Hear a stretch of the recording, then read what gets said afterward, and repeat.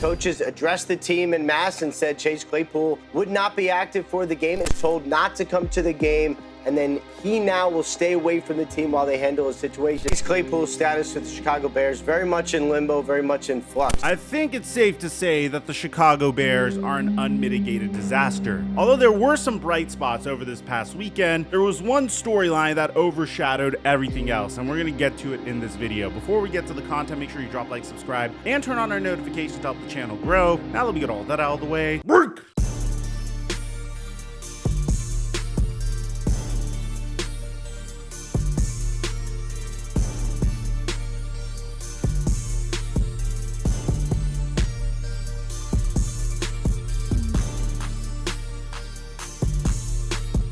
My friends, we had a legendary weekend on Prize Picks. Your boy personally made $700, and I only missed 2 out of 11 of my picks. And you guys hit me up in the DMs and let me know about it. We're about to ramp it up for this week. Remember, you get a $100 deposit match on Prize Picks when you use my promo code Mikerophone, and I post my picks onto my Instagram story at the Flight Mike for free each and every day that there's a football game. And thank you, Prize Picks, for the sponsor. Mike check 1212. What's going on, everybody? Matt Eberflus just conducted a 7-minute press conference on the future of Chase Claypool, and man, it was uncomfortable. I mean, watch. Right now, we're just having him stay, not be in the building this week.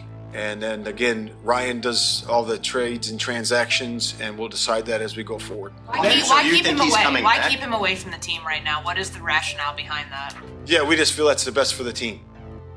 Why?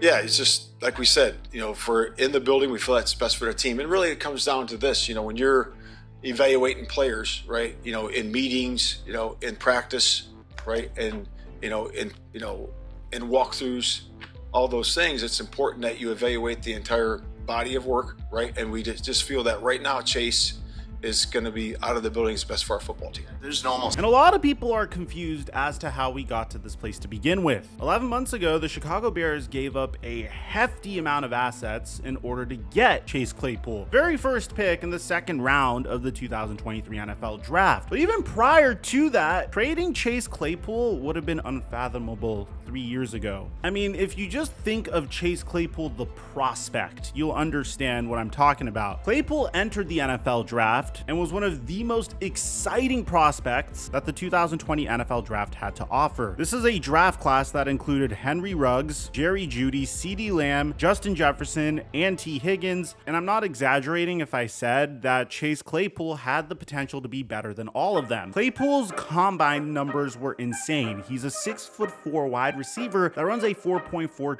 40-yard dash, something that you don't see very often. So the Pittsburgh Steelers decided to select him, and he was selected in the second round of the NFL draft. And he started out his career remarkably. In his rookie year, he was able to score 9 touchdowns and almost got 1,000 yards receiving, 873 if we're being exact. He only started in 6 games. He played in 16 of them. In his sophomore year, he played in 1 less game, but he still was able to almost get the same amount of receiving yards, 860 receiving yards. But this season was a little different. Now it seemed like Chase Claypool had other interests other than football, like doing cute little TikTok dances with Juju Smith-Schuster. And this became a tiny little storyline. People were starting to question Chase Claypool's motor. Those questions became answers the year after, where Chase Claypool would make one of his most iconic mistakes. As the Pittsburgh Steelers were facing off against the Minnesota Vikings and he was able to convert on a crucial down, Claypool decided to celebrate the fact that he got the first down despite time being scarce, as opposed to realigning so the Steelers could get in another play. Him celebrating and posing would waste 5 seconds of clock for the Pittsburgh Steelers, which would essentially burn a whole play that the Steelers could have ran. Following this, Mike Tomlin would even admit that he tried benching Chase Claypool for a foul that he had in the first quarter due to immaturity, and it's safe to say that he didn't really get the message. Did you bench Chase Claypool for a while? I did. Is that because of the penalty? Yes. Was the message service that did you feel like it made a difference? We'll see. The worst part of all was when Chase Claypool was asked about that first down pose he had, he didn't really hold himself accountable either. Instead, it seemed like he blamed his teammate. Definitely got to be better. I got tackled near the hash, did my little first down point, and went to hand the ball to the ref. But he had just got there. Right. So even if I got right up and looked for him, he just wasn't there. So he ran down the field to come get the ball, and the ball got knocked out of my hands.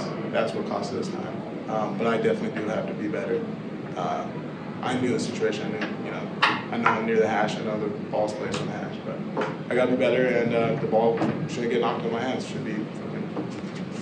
And this would start to become the beginning of the end for Chase Claypool. Shortly after, the Steelers decided to cut their losses, trading Chase Claypool to the Chicago Bears for a 2023 second-round pick, which would be the very first pick of the second round in that draft. It seemed like the Steelers just decided to cut their losses at that point, and the Chicago Bears desperately needed a wide receiver for their quarterback that was starting to look like a star QB. He just didn't really have many wide receivers to throw it to, apart from Darnell Mooney and Cole Kmet. So this was a very unique opportunity for Chase Claypool, because although you could kind of see it as a demotion because he's going from the original team that drafted him to a brand new team, the Chicago Bears, but the reality is this could be huge for his career, as he was just 2 years away from his contract expiring. And in the middle of last year, he didn't really have the greatest season with the Chicago Bears, but it's very difficult to learn a brand new system in the middle of the season and establish that brand new chemistry with a new quarterback. So I'm always willing to give a new wide receiver some leeway, even though we've seen players succeed following a intra-season trade, like Kadarius Toney or Christian McCaffrey, for instance. But this past year was supposed to be the best year for Chase Claypool. This was a make or break year for him. Yeah, the Chicago Bears went out and traded for DJ Moore, but he had a full offseason to become acclimated to his brand new surroundings, to establish a rapport with Justin Fields, and to make sure he is 100% focused on having a remarkable season. Because if Chase Claypool is able to get one good 1,000-yard, 7-touchdown season with the Chicago Bears and then hit free agency, he's gonna get a bag from some team. If Juju Smith-Schuster was able to get a 1-year prove-it deal from the Kansas City Chiefs and then go to the New England Patriots and get paid, someone will take a gamble on Chase Claypool following a 1,000-yard season just based off of his potential alone. And even that seemed to be too much for Chase Claypool to achieve. In week 1, Chase Claypool went viral for his lackadaisical effort on offense, whether it was in the form of route running or just run blocking. A lot of effort plays seemed to be too much for Chase Claypool to handle. It got so bad that even Justin Fields sort of called him out. At least that's what this clip seemed like. We weren't going to match.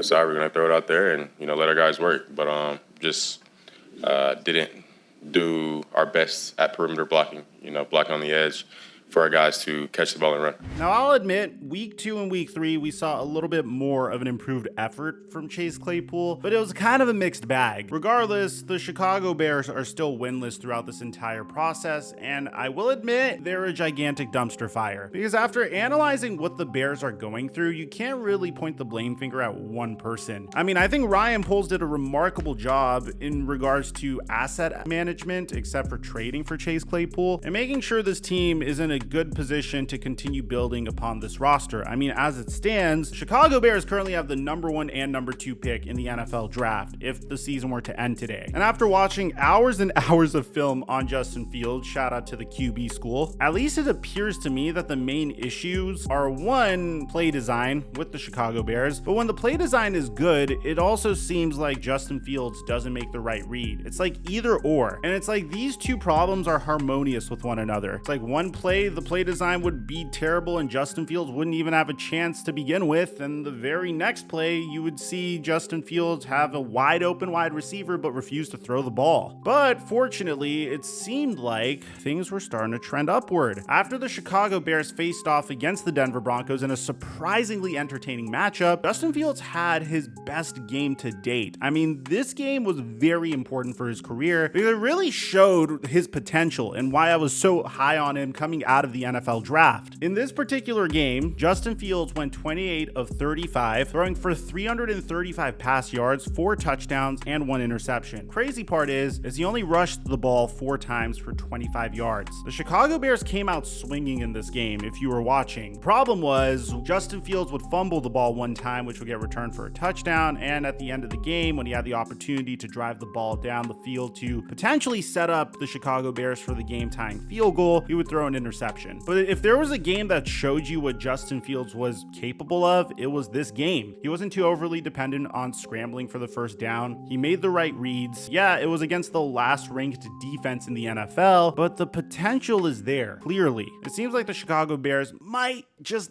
have an opportunity here. We're gonna have to wait until Thursday to really get a clear idea. But one popular joke that was going around was Justin Fields was succeeding because Chase Claypool was nowhere to be found. Yeah, the Chicago Bears seem to be done with Chase Claypool. You would think that Chase Claypool was injured, but no, he was told to miss the game and was a healthy scratch, which explains why Matt Eberflus had a 7-minute press conference explaining what's going on. And to be honest, he really did a great job deflecting. Some people are speculating that the reason why Chase Claypool was told not to play was because of a comment that he made during an interview that he had on Friday, where Courtney Cronin asked him, have your expectations changed from last year when you got traded here to where you're at right now? He would respond saying, yeah, I mean, things change, and that just determines on sometimes the things around you either elevate or you have to adapt to allow you to elevate with them. So I've just been adapting to the new system and a new role in the system and trying to make the most out of it. And I think this next part is what got Chase Claypool into some trouble. Do you feel like you've been put in the best position for you as a wide receiver to showcase the best of what you can do? And after a 7-second pause, Chase Claypool would say no. So following that, she said, would you say it's not ideal? And he said, no, I wouldn't say that. I think every situation has the ability to be ideal, and I think we're just working towards that. I'm not going to say that. I wouldn't say it's not an ideal place for me. Obviously, there's other places you can say, oh, I want to be on the best offense with the highest passing yards, but that doesn't happen in football. You just have to make do with what you got. It would finish off with her asking, what is the best place for them to put you and for you to succeed? And Chase Claypool would say, I'll let them decide that. I'm not going to give any pointers. That's their job to decide, and I'll just do what they tell me to do. So some people are speculating it's that, but Matt Eberflus would say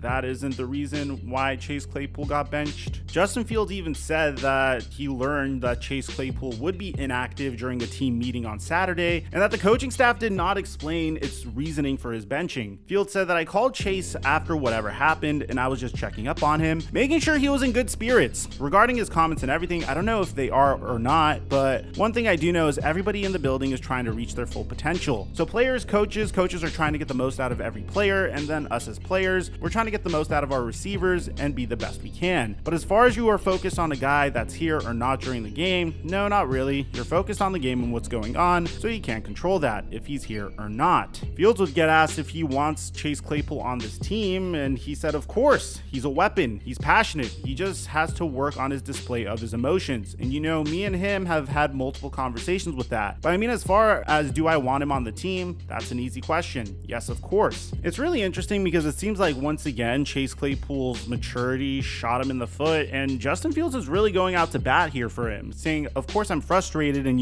when one of your best weapons on your outside is not in the game, but it is what it is. Coach in the front office, they made the decision, and that's what it is. As a player, I can't do anything about it. Got to go out there with the players that I have and execute to the best of my ability. So, I just try to control what I can control and kind of just stay out of what's going on. At the time, Eberflus said that he expected Claypool back at Hallis Hall on Monday and that he anticipates the wide receiver being with the Bears going forward. But he changed tune on Monday when he said, Saturday, when coaches addressed the team en masse and said Chase Claypool would not be active for the game. And it's not just his comments wondering if the coaches put him in the right position. It's really just the whole thing together. It was the lack of effort in week one, the frustration, the play, the coaching comments, all of it. He was inactive. Equanimeous St. Brown was active in his place. And actually, the offense looked pretty fine without him. He was told not to come to the game, and then he now will stay away from the team while they handle his situation.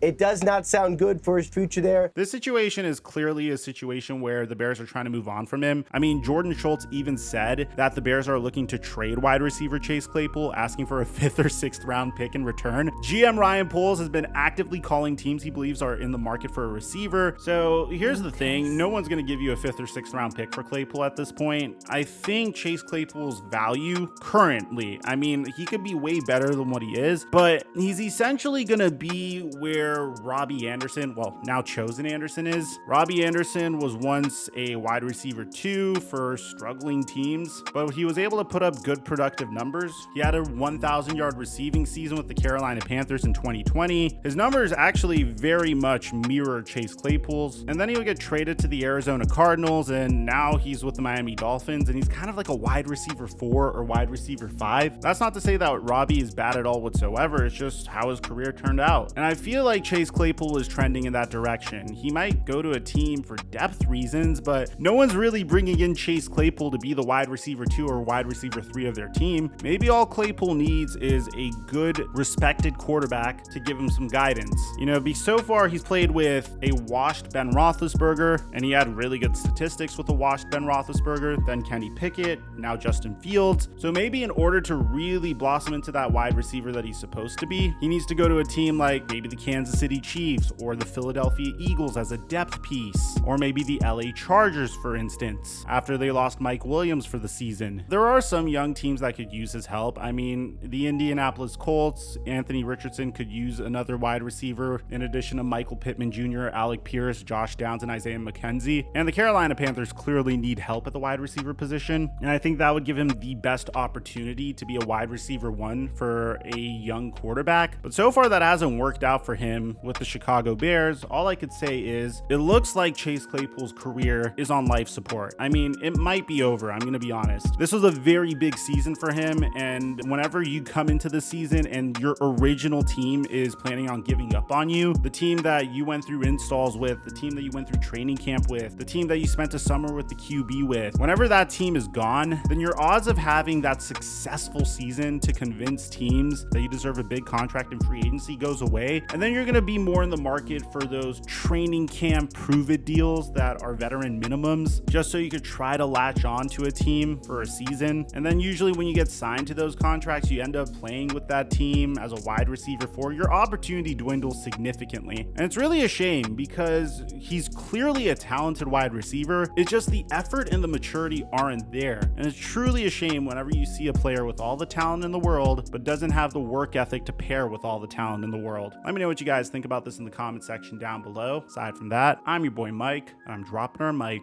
until our next upload.